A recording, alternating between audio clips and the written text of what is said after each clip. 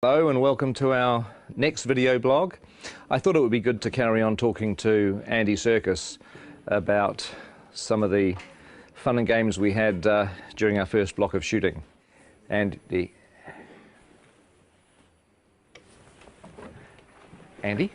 Where is he?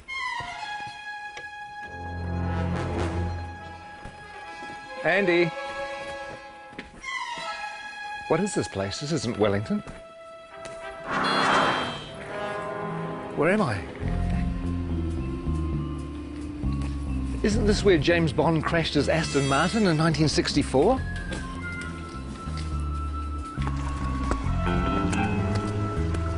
And isn't this where Red Grant trained to be an assassin at the beginning of From Russia with Love?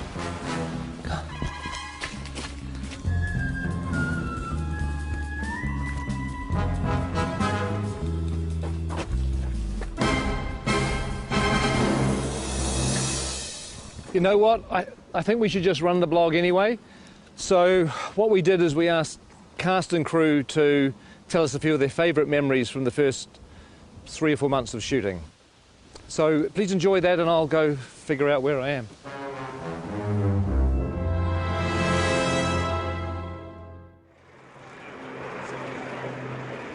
What are the things that stand out for you the most from the first block? I think for me, my favourite stuff we've done so far has been Gollum's cave. Was that precious? The way that Pete did that scene, it felt like I was watching a play. It was sort of like you could just sit back and watch these amazing guys do their thing. Him and Martin together were fantastic. It was really cool. Trying to get back into the head of Gollum. I don't know if I ever told this, but it felt like kind of doing an impersonation of a character that I played. Yes. A long time. It was weird because it was like, you know, having to re-own it again.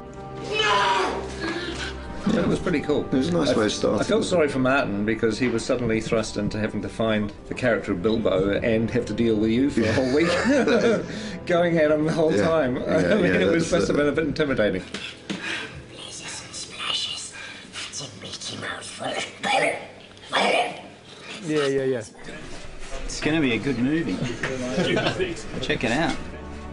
After 2 years of, oh my God, when are we ever going to shoot this film? We had 13 dwarves and a hobbit. We might have had a wizard as well. And suddenly, it's real. Seeing the sets were like amazing. That was true. I mean, coming to Bag End for the first time and walking through. That was our first day, wasn't it? It was, First day on the job. That was amazing. Can you name them? Name the dwarves. Ori Dori Nori, Biffa Bobba, Biffa... Biffa Bobba Boffa, Ori Nori, Nori. I can never remember. See, that's the problem. You can't even remember who they are. You have Philly and Killy. There's Thorin, and there's Loin, and there's Oin, and Dwalin and Balin, and there's Biffa, Boffa and Bomber, and then there are the 3 Dori, Nori and Ori. I think that's it, isn't it? I think so. 13 Dwarves is one of the reasons why I dreaded The Hobbit and why I really didn't think I was going to make it for such a long time. But the irony is it's turned out to be one of the joys of the film. Oh my God.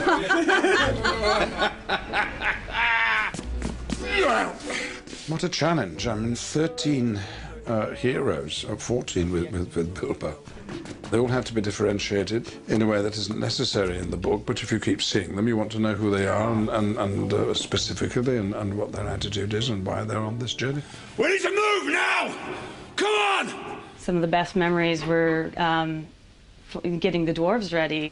Everybody has helped these actors kind of find their way through lots of rubber and lots of hair. Walking through Weta and getting to see our designs and going, actually, God, I look amazing. I look the most amazing of anyone. That was probably the best day, wasn't it? Mm-hmm. Yeah. When you all said, gee, Jed's amazing. That's an amazing We design. did, yeah.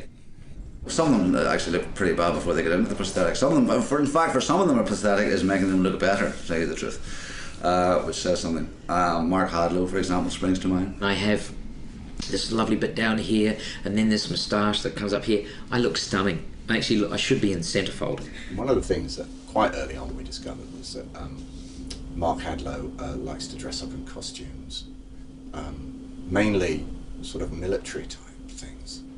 And the really weird thing about his sailor outfits is that below the waist, nothing. But again, you know, he's a nice bloke though. A little bit to cut. A little bit to cut. One of them doesn't have to wear a beard. Yeah, well, we're all very, very jealous of that. Actually, he is the Aidan Turner. He's the sexy dwarf. I don't even think he's got a beard, actually. Mainly because he's not old enough to grow one. He's the hot one, I suppose, if you like that kind of thing. But if you like knitted cardigans and knitted mittens, then I'm your fella. If there was a boy band in Middle Earth, he would be the leader of the Robbie Williams of the dwarf world. Whereas you'd be roadie, I think. Yeah, the roadie. Bomb would be a roadie. I think when people see the beards are going to come back in big time. They are. Huge. Give us a kiss. Gelek Dashrud Ba. Gelek Dashrud Ba. We've all learnt a bit of the dwarf language, Kosdol, so we all have a kind of selection of words to fall back on, curses and battle cries. And when we speak Dwarvish to each other most of the time when we're all set. Okay, here goes. And Peter can guess what it is, and then I'll tell people. Caused Belcour. Caused Belcour. Caused Belcour. Peter? It means mighty dwarf.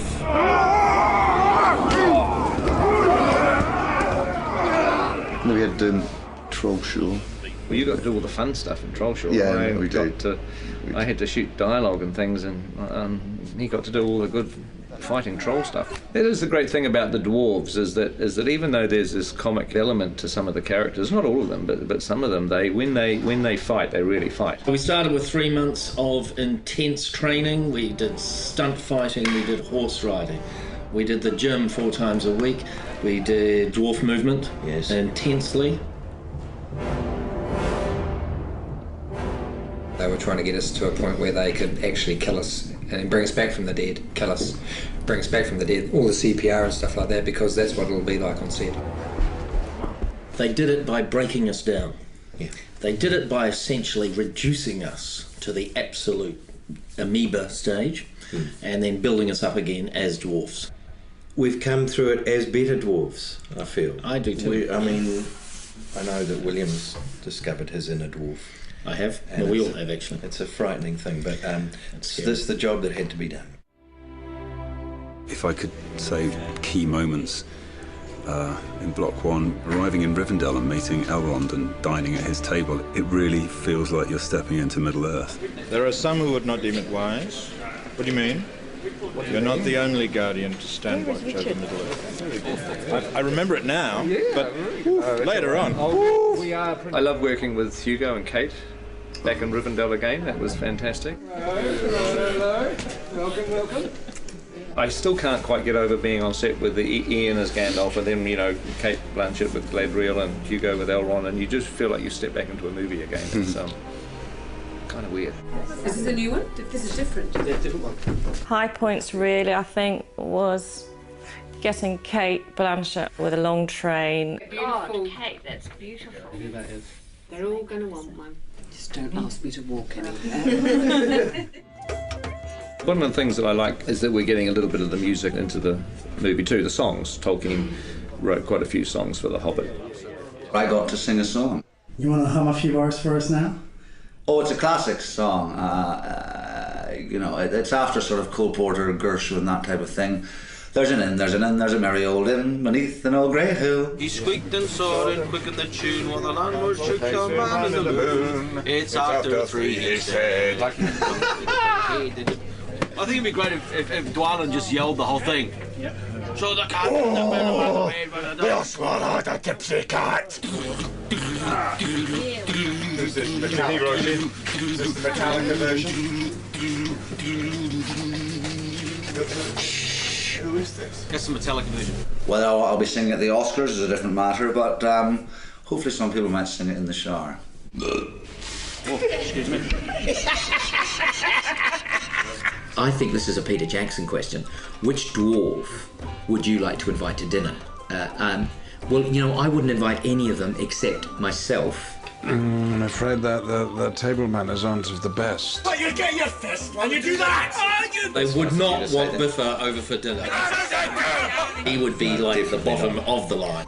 Ori, because he'd be very polite. Excuse me. Well, it'd be me, obviously, because I'd cook. Stephen Hunter does pretty well with a bad table manners. He just eats so much. Have you seen the size of him? I mean, oh good lord. He's enormous. I tried to talk to him about cutting down his cholesterol and his butter intake. I don't think you'd invite Norrie because he'd steal all the silverware. You'd never invite Graham McTavish because he would sit there and glare at you and show his forearms all night. Dwallin's a real warrior. When he parties, he goes completely mad, like so many Scottish people. Here you go.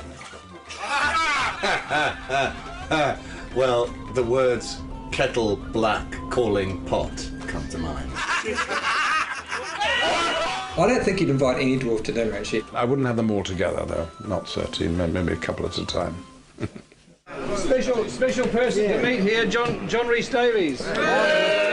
It was fun on one of the days that we were in Bag End with the dwarves that John Rhys Davies came to visit. Oh, yeah? And it was great to introduce him not only to Gloin, who's his father in the story, but also to all the other dwarves.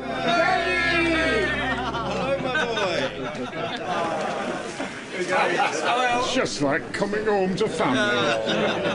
I predicted what John would say, and he pretty much said it word for word. I could just imagine, you know, him saying, "Oh, you poor bastards."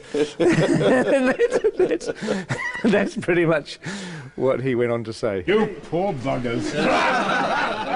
When he gets you running up the hill in full armour, you'll enjoy that. But you are going to be spectacular. And you'll be chased by women all around the world. but only if you're in costume and makeup. Okay. All right. We've been here since January the 13th. So what is that, 5 months? And we haven't even scratched the surface. Who are you doubling, Pete? I'm doubling Stanley Kubrick. One of the biggest moments was when we all put our gear on and we all stood together, sort of looking around at each other into the characters' faces. To stand in a circle and look at the guys that were going on the quest, I got a real tingle up my spine. Lovely, thank you, that's terrific. I think we can check the gate on that.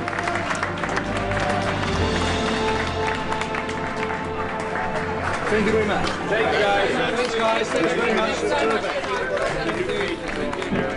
Thank you. Bittersweet moment, but it's time to leave. Hasta la vista. Then driving off. I'm waiting for somebody, sorry. It could have been you. I know. Just go. Oh, really? Yeah, just go. We've had enough. Go. Are you wrapped? No, I'm not wrapped. They're keeping the good people. Okay. Oh, hey, Go again, we'll go hey. now. Hey. Okay, we'll go now. It's a bittersweet moment, but it's time to leave. Hasta la vista. Well, I hope you enjoyed that. I don't know whether there'll be any more because I have to find New Zealand, which I've lost. I think it's over here. Who is that odd little fellow?